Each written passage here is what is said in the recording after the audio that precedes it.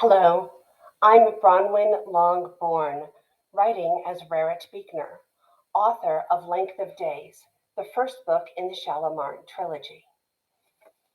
It tells the story of Shara Kennington, a modern American college student who falls through the Antarctic ice and into a hidden world where her coming has been foretold for 500 years.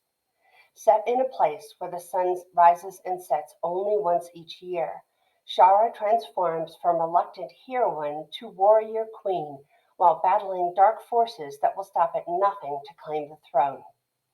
In this excerpt, the newly crowned Queen Shara of Shalimar has found herself in the middle of a battle between her army and an enemy army known as the Drolans.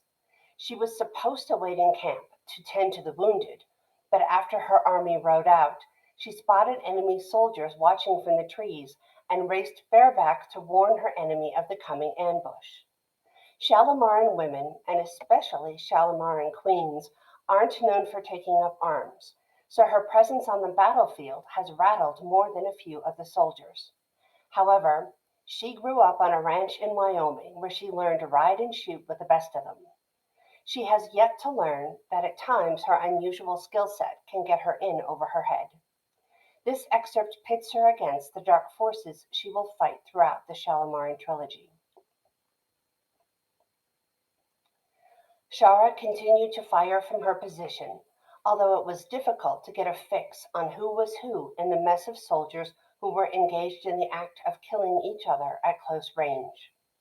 Just as only some of her army had identifiable uniforms, it was the same among the exiles. Only those dressed in purple she knew to be the enemy. Watching the fighting, she wondered what it was that separated the two armies. Differences of loyalty, certainly, but what else? Were differences of ideologies enough? More than the freedom Joff's rule would grant them? What was the price of all these lives? All these lives.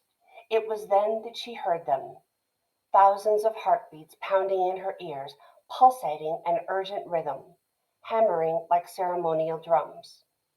Then there were 10 fewer, then 20, then 70, then there were hundreds. The number lessened with each passing moment. The sounds of the living mixed with the sounds of the dead. There were men moaning and wailing, and men sobbing for their mothers. There were men on the offensive shouting out their fear and their battle cries as they ran toward the enemy, weapons drawn, certain only one of them would survive to fight the next assailant.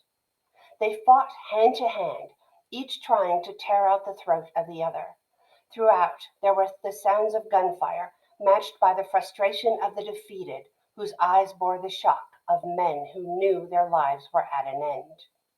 Shara covered her ears with her hands, but she could not block the incessant pounding of the dwindling heartbeats. The louder they sounded, the fewer there were, with each ghost born that day. In the distance, the enemy sounded the retreat. She bowed her head.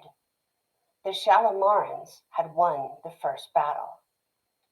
She stared with horror at the blood on her hands, feeling the lives she had taken, marking her with their permanent stain. Thank you for listening. You can find Length of Days on Amazon and at Barnes & Noble websites.